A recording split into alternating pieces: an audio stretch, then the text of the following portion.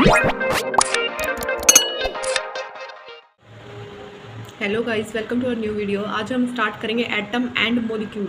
ठीक है, एटम का स्ट्रक्चर हमने पिछले लेक्चर में पढ़ लिया था। अब हम एटम के बारे में बाकी चीज़ें वो पढ़ेंगे एंड द मॉलिक्यूल्स के बारे में पढ़ेंगे। ठीक है, तो इस चैप्टर में हम सबसे पहले पढ़ेंगे law of conservation of masses.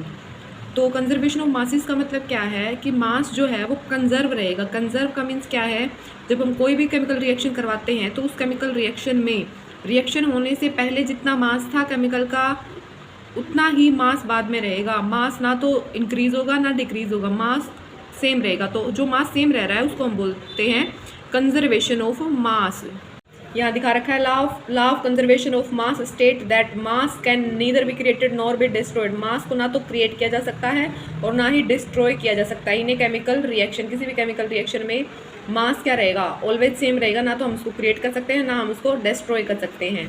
First law तो ये था लॉ ऑफ कंजर्वेशन ऑफ मास। अब सेकंड लॉ है लॉ ऑफ कांस्टेंट प्रोपोर्शनल। अब जो कांस्टेंट प्रोपोर्शन है इसका मतलब क्या है, जैसे हमारे पास कोई भी मॉलिक्यूल है, जैसे फॉर एग्जांपल H2O वाटर का मॉलिक्यूल लेते हैं हम, यहाँ पे दिखा भी रखा है in a compound such a water the ratio of mass of hydrogen to the mass of the oxygen ratio 1:8 होता है।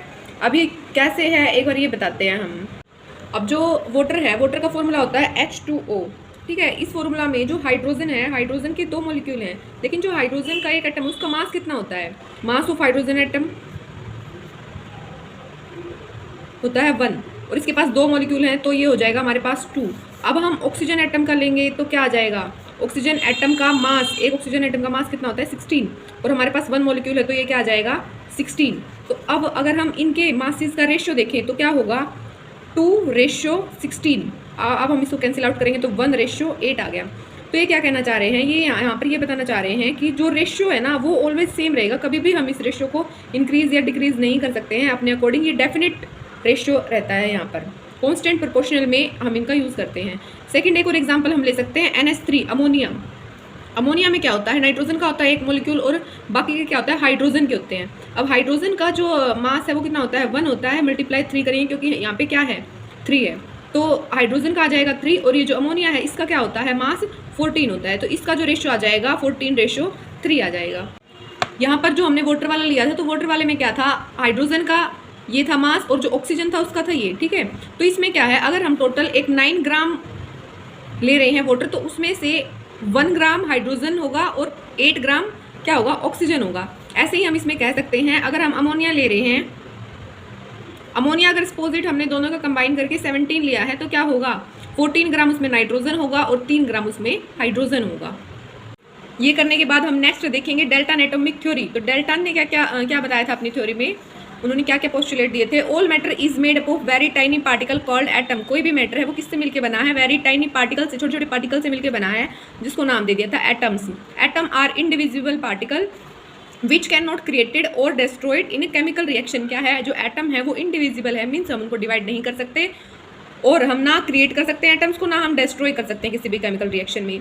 नेक्स्ट पोस्टुलेट क्या था, atom of a given element are identical in mass and chemical properties. अब इसमें ये बताया गया है एटम ऑफ गिवन एलिमेंट, कोई भी एलिमेंट है, ठीक है, जैसे फॉर एग्जांपल जैसे हमने कार्बन लिया है तो कार्बन के जो भी एटम है उनका मासेस सबका सेम होगा, उनकी केमिकल प्रॉपर्टी सेम होंगी। ऐसा नहीं है कि कार्बन के एक एटम का मास अलग है, दूसरे कार्बन का दूसरा एटम उसका मास अलग है। जितने भी कार्बन के, अगर हमने कार्बन एलिमेंट लिया है तो उसके सभी एटम का मास सेम होगा और उसकी केमिकल प्रॉपर्टी भी सेम होगी। फोर्थ पॉइंट क्या है, atom of different element has different masses. अब इसने बोला है जो डिफरेंट एलिमेंट है, जैसे एक हमने कार्बन ले लिया, एक ऑक्सीजन ले लिया, तो कार्बन का मास अलग होगा और जो ऑक्सीजन है उसका मास अलग होगा और केमिकल प्रॉपर्टी भी क्या होगी, डिफरेंट होगी। इसमें बोला है डिफरेंट जो एलिमेंट है उनके डिफरेंट मासेस होंगे और डिफरेंट ही केमिकल प्रॉपर्टी होगी। फिफ्थ पॉइंट है atom combine in a ratio of small whole number to form compound. Compound बनाने के लिए क्या करते हैं, वो कंबाइन करते हैं, होल नंबर होना चाहिए। वो ऐसे नहीं है कि हाफ एटम को हम बोल रहे हैं कि कंबाइन हो गया, हाफ एटम कभी भी कंबाइन नहीं होगा, वो फुल एटम ही कंबाइन होगा किसी के साथ भी मॉलिक्यूल या कंपाउंड बनाने के लिए। अब यहाँ पे हम देखेंगे एटम। एटम क्या है, atom are very small and they are smaller than anything that we can imagine और compare with more than million of atom when stacked would make a layer. जब बहुत ज़्यादा मिलियंस ऑफ एटम को हम combine कर देंगे तो वो एक लेयर बना लेंगे। कितने थिकनेस की लेयर बना लेंगे, शीट ऑफ जो पेपर की थिकनेस होती है उतनी थिकनेस की लेयर बन जाएगी। अब ये इनकी एटम की रेडियस है, उसको हम किस में मेजर कर सकते हैं, नैनोमीटर में मेजर करते हैं। और नैनोमीटर को हम क्या बोलते हैं, 1 मीटर में 10⁻⁹ नैनोमीटर होते हैं। अब है रिलेटिव साइजेस को एक बार हम थोड़ा सा याद कर लेंगे कि जो एटम ऑफ हाइड्रोजन है उसकी रेडियस कितनी है, कितनी कंसीडर की है डेल्टा ने, 10⁻⁻10। वाटर मॉलिक्यूल की 10⁻⁹ जो H2O मॉलिक्यूल होता है उसकी रेडियस हमने यहाँ भी देखी है और इसको यहाँ पे भी बताया गया है।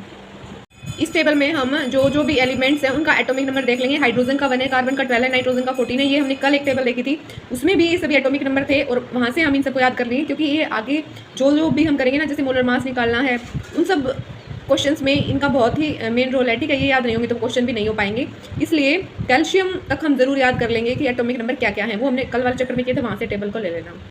अब नेक्स्ट क्या है, मॉलिक्यूल। मॉलिक्यूल क्या है, मॉलिक्यूल इज इन जनरली अगर हम बोलें तो ग्रुप ऑफ 2 और मोर देन 2 एटम जो केमिकली बॉन्ड बना लेते हैं ना, उसको हम मॉलिक्यूल बोलते हैं। जो भी एलिमेंट है हमारे, हमने जो भी एलिमेंट्स पढ़े हैं अभी, वो एलिमेंट अगर इंडिपेंडेंटली एग्जिस्ट नहीं कर पा रहे तो वो किसी दूसरे के साथ बॉन्डिंग बना लेते हैं। ठीक है, जैसे ये ऑक्सीजन है, ऑक्सीजन कभी भी अकेला नहीं रह सकता, वो किसी के साथ बॉन्ड बना लेता है। तो ऑक्सीजन अगर ऑक्सीजन के साथ बॉन्ड बना रहा है तो O2 बन जाता है। नेक्स्ट है, मान लेते हैं हम ऑक्सीजन हाइड्रोजन के साथ बॉन्डिंग बना रहा है तो H2O बन जाता है। ऑक्सीजन अगर CO2 इसके साथ भी बना लेता है तो क्या बन जाता है, CO2। ठीक है, इस तरह से। तो इन सबको हम क्या बोलेंगे, मॉलिक्यूल बोलेंगे। मॉलिक्यूल क्या है, जब 2 एलिमेंट या फिर 2 या 2 से ज़्यादा एटम बॉन्डिंग कर लेते हैं तो उसको मॉलिक्यूल बोलते हैं। और ये बॉन्डिंग 2 टाइप की होती है, मॉलिक्यूल ऑफ एलिमेंट और मॉलिक्यूल ऑफ कंपाउंड। एलिमेंट में क्या होता है, एलिमेंट में जब सेम बना लेते हैं, जैसे कि O2 है, ऑक्सीजन का ऑक्सीजन के साथ बॉन्डिंग है तो हम इसको बोल सकते हैं क्या है, ये ऑक्सीजन है। उसके बाद अगर O3 है तो हम इसको क्या बोल देते हैं, ओजोन। ऐसे ही जैसे कि फोस्फोरस है, फोस्फोरस में क्या होता है, P4। ठीक है, इस तरह से चलते जाएंगे। और मॉलिक्यूल ऑफ कंपाउंड में क्या होता है, वाटर को कंसीडर कर सकते हैं हम डिफरेंट के साथ, जैसे हाइड्रोजन है या ऑक्सीजन के साथ बॉन्डिंग कर रहा है तो ये मॉलिक्यूल, इसको हम क्या बोलेंगे, कंपाउंड है। और क्या है, CO2। और क्या हो सकता है, NH3। और क्या हो सकता है इसमें, और भी बहुत सारी चीज़ें हो सकती है, जैसे कि HCl है, NaCl है। इनको भी हम फर्दर पढ़ेंगे, इनको भी एक कैटेगरी में डाला गया है। ठीक है, अब ये एटोमिसिटी से एक क्वेश्चन आ जाता है। एटोमिसिटी में क्या है, जैसे ऑर्गन है, हीलियम है, ये क्या है, ये दोनों है ना, ये क्या है, इंडिविजुअली एग्जिस्ट करते हैं तो हम इनको क्या बोल देंगे, मोनो एटॉमिक। यहाँ पे दो एटम्स की जरूरत नहीं पड़ती है, सिंगल एग्जिस्ट करते हैं तो ये मोनो एटॉमिक है। जैसे ऑक्सीजन है, ऑक्सीजन में क्या होता है, ऑलवेज हम O2 देखते हैं तो क्या होगा, डायटोमिक। जैसे हाइड्रोजन है H2, नाइट्रोजन है N2, क्लोरीन है Cl2, तो ये डायटोमिक में आ गए ये चारों। ठीक है, उसके बाद आ जाता है फोस्फोरस। फोस्फोरस में क्या है, टेट्राएटोमिक। टेट्रा मीन्स क्या है, 4, तो इसका आ जाएगा P4। सल्फर का क्या आएगा, पॉलीएटोमिक मीन्स S8। अब जो हमने ये कंपाउंड पढ़े थे, मॉलिक्यूल ऑफ कंपाउंड, ये कंपाउंड पढ़े थे, तो इन कंपाउंड को ही हमने क्या बोल दिया है, आयंस बोल दिया है। आयन हमने किसको बोल दिया है, जिसके ऊपर पॉजिटिव और नेगेटिव चार्ज होता है। फॉर एग्जांपल NaCl है तो Na पे प्लस चार्ज होता है, क्लोरीन पे माइनस चार्ज होता है। इसमें जिसके ऊपर प्लस चार्ज है उसको हम क्या बोलेंगे, उसको हम कैटायन बोल देंगे। और जिसके ऊपर माइनस चार्ज है उसको हम क्या बोल देंगे, उसको हम एनायन बोल देंगे। तो जो भी ये चार्ज कंपाउंड होते हैं उनको हम क्या बोल देते हैं, आयन बोल देते हैं। और ये आयन किस तरह से बने हैं, जैसे सोडियम है, सोडियम का सिंबल क्या होता है, Na होता है, इसको मैंने बोल रहे हैं। और इसका जो एटॉमिक नंबर है वो क्या होता है, 11 होता है। और अगर हम इसको ये देखें कि इसको किस तरह से फिल किया जाता है, तो K शेल हमारे पास कौन कौन सी शेल होती है, K shell, L shell, M shell, इस तरह से चलती जाती है। तो जो K शेल है उसके अंदर हम 2 इलेक्ट्रॉन को फिल करते हैं, उसके बाद 8 इलेक्ट्रॉन को फिल करते हैं, और M में हम 1 इलेक्ट्रॉन को फिल करते हैं। और ये हमने पढ़ा था, जो हमारी आउटर मोस्ट शेल है, आउटर मोस्ट शेल में 8 इलेक्ट्रॉन होने चाहिए। अगर 8 इलेक्ट्रॉन नहीं है तो हम उसको स्टेबल बनाने के लिए क्या करते हैं, या तो डोनेट कर देते हैं या इलेक्ट्रॉन गेन कर लेते हैं। तो यहाँ पर क्या है, हमारे पास एक ही इलेक्ट्रॉन एक्स्ट्रा है तो हम इसको क्या करेंगे, डोनेट कर देंगे। तो यहाँ पर जब हम इलेक्ट्रॉन दे रहे हैं तो वहाँ पर क्या आएगा, प्लस का चार्ज आएगा, और जब हम इलेक्ट्रॉन ले रहे हैं तब माइनस का चार्ज आएगा। ऐसे ही क्लोरीन है, क्लोरीन में क्या होता है, 17 होता है इसका एटॉमिक नंबर। और ऐसे ही अगर हम इनको शेल्स में डिवाइड करेंगे तो 2, 8, ये हो गया 10, और यहाँ पे 7। तो यहाँ पे हम एक इलेक्ट्रॉन ले रहे हैं, तो जो सोडियम का एक इलेक्ट्रॉन यहाँ पे एक्स्ट्रा था वो यहाँ पे क्लोरीन के पास आ जाएगा। और ये जो NaCl है ये क्या है, एक स्टेबल कंपाउंड बन जाएगा। तो हम इस पे पॉजिटिव चार्ज लगा देते हैं और इस पे नेगेटिव चार्ज लगा देते हैं। ऐसे ही हमारे पास एक दूसरा बन जाता है HCl। HCl में भी क्या होगा, इस पे माइनस चार्ज आ जाएगा, इस पे प्लस चार्ज आ जाएगा। हाइड्रोजन क्या है, हाइड्रोजन के पास एक एटम होता है, एक इलेक्ट्रॉन होता है। तो वो इलेक्ट्रॉन हम क्या करते हैं, हम क्लोरीन को दे देते हैं और ये मोस्ट स्टेबल बन जाता है। तो अब ये जो कंपाउंड है किस तरह से बनते हैं, ये बातें जानने के लिए हमें वैलेंसी पता होनी चाहिए, वैलेंसी कितनी है, और चार्ज हमें पता होना चाहिए, तभी हम पता कर पाएंगे कि कौन सा एलिमेंट किसके साथ कंबाइन हो सकता है। तो अब हम एक बार ये इनके सिंबल्स और इनके ऊपर चार्जेस क्या क्या है ये चार्जेस देखेंगे। तो सोडियम, पोटेशियम, सिल्वर, कॉपर के पास होता है +1 चार्ज होता है। और जो magnesium, calcium, zinc, iron, copper, इनके पास क्या है, +2 चार्ज है। उसके बाद एल्यूमिनियम, आयरन पे +3 चार्ज है। ठीक है, ऐसे ये सोन, ये टेबल हमको याद करनी पड़ेगी। उसके बाद हम देख पाएंगे कि कौन सा एलिमेंट किसके साथ कंबाइन होगा। अब ये जो हाइड्रोजन क्लोराइड है, ये हमने अभी देखा था कि जो हाइड्रोजन है उसके पास एक इलेक्ट्रॉन एक्स्ट्रा है, तो हमने उसको यहाँ रखा है, उसकी वैलेंसी को। और जो क्लोराइड है, क्लोराइड के पास क्या है, क्लोराइड यहाँ पर इसकी भी वैलेंसी क्या है 1 है, क्योंकि इसके आउटर मोस्ट में कितने थे 7 इलेक्ट्रॉन थे और ये इलेक्ट्रॉन एक इलेक्ट्रॉन को ले सकता है। तो दोनों की वैलेंसी हमने एक दूसरे के नीचे लिखी और इसको हमने क्रॉस कर दिया। तो क्या हो जाएगा HCl, ये सिंपल HCl बन जाएगा यहाँ पे। उसके बाद हाइड्रोजन सल्फाइड है। हाइड्रोजन सल्फाइड में क्या है, हाइड्रोजन की वैलेंसी हमें पता है 1 है और सल्फाइड की वैलेंसी पिछले टेबल में हमने अभी देखी थी, वहाँ पे सल्फाइड की वैलेंसी है 2। उसके बाद हम इसको क्रॉस करेंगे तो H को हम इस 2 के साथ लिखेंगे तो H2S, ये फॉर्मूला यहाँ पे बन जाएगा। उसके बाद है कार्बन टेट्राक्लोराइड। जो कार्बन है, कार्बन के पास टोटल एटम कितने होते हैं 6 होते हैं, तो 6 है तो उसको हम किस तरह से फिल करेंगे, फर्स्ट में 2 फिल करेंगे, सेकंड वाले जो ऑर्बिटल में 4 करेंगे तो वैलेंसी क्या हो जाएगी 4 हो जाएगी। क्लोराइड का भी हमने पिछले वाले क्वेश्चन में ही देखा है, यहाँ पर आउटर मोस्ट में 7 होते थे तो ये एक इलेक्ट्रॉन अगर लेगा तो ये स्टेबल हो जाएगा, तो यहाँ पे हमने 1 रख दिया है। इनको हम क्रॉस करके दिखा देंगे, CCl4 बन जाएगा। उसके बाद है मैग्नीशियम क्लोराइड। मैग्नीशियम क्लोराइड में क्या होगा, मैग्नीशियम की वैलेंसी हमने पीछे पढ़ी है +2 होती है और क्लोराइड की -1 होती है, तो MgCl2 बन जाएगा। उसके बाद है एल्यूमिनियम ऑक्साइड। ऑक्साइड की हमने अभी देखी है, ऑक्साइड की सल्फाइड की इनकी क्या होती है -2 होती है चार्ज इनका, तो ये हमने लिख दिया। एल्यूमिनियम का क्या होता है, एल्यूमिनियम का जो टोटल एटॉमिक नंबर है वो 13 होता है, तो इसमें क्या बनेगा +3 इसका चार्ज आएगा। कैसे, फर्स्ट में क्या फिल हो रहा है 2, उसके बाद नेक्स्ट सेल में 8, नेक्स्ट में 3, तो यहाँ पे चार्ज क्या आ जाएगा 3 आ जाएगा। यहाँ पे हम वैलेंसी भी लिख सकते हैं और यहाँ पे हम चार्ज भी लिख सकते हैं, तो ये क्या बन जाएगा यहाँ पे Al2O3 ये बन जाएगा। उसके बाद है कैल्शियम ऑक्साइड। कैल्शियम की कितनी होती है, कैल्शियम का जो एटॉमिक नंबर होता है वो 20 होता है, तो 20 है तो क्या होगा 2 8 8, 2 के बाद 8 10 हो गया, फिर दोबारा से 8 कितना हो गया 18 और 2 एक्स्ट्रा बच गए तो हम यहाँ पे 2 लिख दिया। और ऑक्साइड की अभी हमने देखा था -2 होता है, तो इसमें हम देखेंगे इसमें हम Ca2O2 नहीं लिखेंगे, ये हम जो सबस्क्रिप्ट में 2 लिख रहे हैं ना इसको हम क्या करेंगे 2 को कैंसिल कर देंगे, यहाँ पे हम सीधा लिख देंगे ये CaO मीन्स कैल्शियम ऑक्साइड में कोई 2 नहीं लिखना, ये डायरेक्ट लिखा जाएगा। उसके बाद है सोडियम नाइट्रेट। नाइट्रेट की जो वैलेंसी है, नाइट्रेट की वैलेंसी होती है -1 और सोडियम की क्या होती है +1, तो इसमें क्या आ जाएगा, इसका सिंबल ये सीधा बन जाएगा NaNO3। उसके बाद है कैल्शियम हाइड्रोक्साइड। कैल्शियम की जो वैलेंसी है वो कितना होती है +2 होती है। हाइड्रोक्साइड की पिछली टेबल में हमने पढ़ी थी -1 होती है, तो ये CaOH2, ये जो 2 है इसमें इसको हम इसके बाहर करके लिखेंगे। क्यों, अगर हम इसको यहाँ पे ब्रैकेट नहीं लगाते, बिना ब्रैकेट के लिख देते तो क्या होगा, सिर्फ हाइड्रोजन वाले एलिमेंट पे हम इस 2 को कंसिडर कर लेंगे, इसलिए हमें क्या करना पड़ेगा यहाँ पे एक ब्रैकेट लगाएंगे तब 2 को लिखेंगे।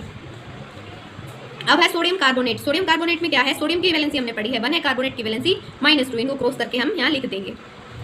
इसके बाद है अमोनियम सल्फेट। अमोनियम की वैलेंसी हमारे पास 1 होती है और जो सल्फेट है, सल्फेट की वैलेंसी होती है हमारे पास -2, तो यहाँ पे क्या आ जाएगा NH4। अब नेक्स्ट टॉपिक आ जाता है मोलिकुलर मास। मोलिकुलर मास में हम क्या पढ़ते हैं, मास का तो हमें पता है, अभी तक हमने एटॉमिक मास पढ़ा था। एटॉमिक मास में क्या था, उस एटम का टोटल मास कितना है, और यहाँ है मोलिकुलर मास, तो हमने मोलिक्यूल अभी पढ़े हैं। मोलिकुलर देखो, मोलिक्यूल से ही मोलिकुलर आया है, तो यहाँ पे हम क्या करेंगे, जो पूरा मोलिक्यूल है ना, ठीक है, जो 1 या 2 या 3 जितने भी एलिमेंट से कंबाइन होकर हमने एक मोलिक्यूल बना दिया, उस कंप्लीट का मास बताना है। यहाँ बता रखा है क्या, the molecular mass of a substance is sum of the atomic mass. Sum किसका है, atomic mass of all the atom, उस मॉलिक्यूल के अंदर जितने भी एटम है सबका मास क्या हो जाएगा, मोलिकुलर मास। यहाँ पे एक एग्जांपल बता रखा है, कैलकुलेट द रिलेटिव मास। हमें H2O, ये जो वाटर का मॉलिक्यूल है, हमें इसका क्या निकालना है, हमें इसका रिलेटिव मोलिकुलर मास निकालना है। कैसे निकालेंगे, हाइड्रोजन का एटॉमिक मास हमें पता है 1 होता है, ऑक्सीजन का कितना है 16, तो H2O, तो जो हाइड्रोजन के हैं 2 मॉलिक्यूल है, तो हम यहाँ क्या करेंगे 2 × 1 प्लस, अब ऑक्सीजन का क्या है, ऑक्सीजन का 1 ही मॉलिक्यूल है, मल्टीप्लाई 16 क्यों किया है, क्योंकि यहाँ पे एटॉमिक नंबर ऑफ ऑक्सीजन क्या है 16, टोटल करेंगे तो 18 आ जाएगा हमारे पास। अब उसके बाद HNO3 का बताना है हमें। हाइड्रोजन का हमें फिर से पता है 1 होता है, प्लस में नाइट्रोजन का एटॉमिक मास क्या है 14 है, ऑक्सीजन का एटॉमिक मास क्या है 16, यहाँ पे 3 मॉलिक्यूल भी दिखा रखे, तो 16 × 3 48, इसको अगर हम सम करेंगे तो आ जाएगा 63 यूनिट। अब उसके बाद आ जाता है formula unit mass. Formula unit mass में क्या है, यूनिट मास का मेथड भी सेम है, जैसे हम मोलिकुलर फॉर्मूला निकाल रहे थे, हमें जो भी मॉलिक्यूल दे रखा है उसके जो एटम्स हैं उनका टोटल मास का सम बताना होता है, ठीक है। और यहाँ पे क्या है, यहाँ पे भी सेम ही है, बस एक छोटा सा डिफरेंस है, वो डिफरेंस यहाँ पर क्या होगा, वहाँ पर कंपाउंड हमें सिंपल मिल रहे थे, जैसे H2O जिनके ऊपर कोई भी चार्ज नहीं था, यहाँ पे हमें क्या मिलेगा, जैसे फॉर एग्जांपल सोडियम क्लोराइड ये क्या है, एक आयन है NaCl, इसमें पॉजिटिव चार्ज है, इस पे नेगेटिव चार्ज है। बाकी जो हम यहाँ पर मास निकाल रहे थे ना, मोलिकुलर मास और फॉर्मूला यूनिट मास, ये हमारा सेम ही आएगा।